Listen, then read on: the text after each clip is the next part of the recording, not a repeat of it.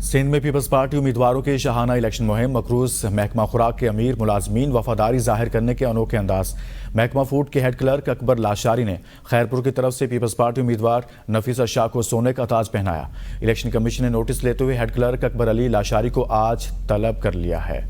इस खबर से मुतालिक आपको आगाह कर रहे हैं कि महकमा फूड के हेड क्लर्क अकबर लाशारी ने पीपल्स पार्टी उम्मीदवार नफीसा शाह को सोने का ताज पहनाया। इलेक्शन कमीशन ने नोटिस लेते हुए हेड क्लर्क अकबर लाशारी को आज तलब कर लिया है। सिंध में पीपल्स पार्टी उम्मीदवारों की शाहाना इलेक्शन मुहिम जारी है और मकरूस महकमा खुराक के अमीर मुलाजमीन वफादारी जाहिर करने में अनोखे अंदाज सामने आए हैं। महकमा फूड के हेड क्लर्क अकबर लाशारी ने पीपल्स पार्टी उम्मीदवार नफीसा शाह को सोने का ताज पहनाया। इलेक्शन कमीशन ने नोटिस लेते हुए हेड क्लर्क अकबर लाशारी को आज तलब भी कर रखा है।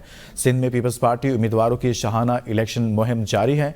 मकरूस महकमा खुराक के अमीर मुलाजमीन वफादारी जाहिर करने के अनोखे अंदाज अपना रहे हैं। इसी पर मजीद बात कर लेते हैं ब्यूरो चीफ कराची अब्दुल हमीद सोमरू से।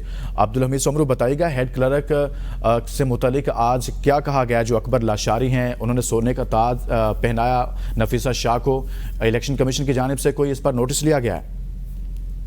जी, इलेक्शन कमीशन की जानिब से इसका नोटिस लिया गया है और तमाम सीरियस नोटिस लिया गया है, क्योंकि ये अनोखा एक वाकया है। क्योंकि मकरूज महकमा है, महकमा फूड, उसके हेड क्लर्क, और यकीनन ये भी सोशल मीडिया पर भी सवालात उठाए गए कि एक सरकारी मुलाजिम जो है इतने पैसे कहाँ से लाता है कि वो एक सोने का ताज, क्योंकि आज सोने का ताज 1 किलो तोला जो है तकरीबन 2 लाख से ऊपर जो है उसकी कीमत है, और ये कई तोलों से बना हुआ ये ताज उनको पहनाया गया।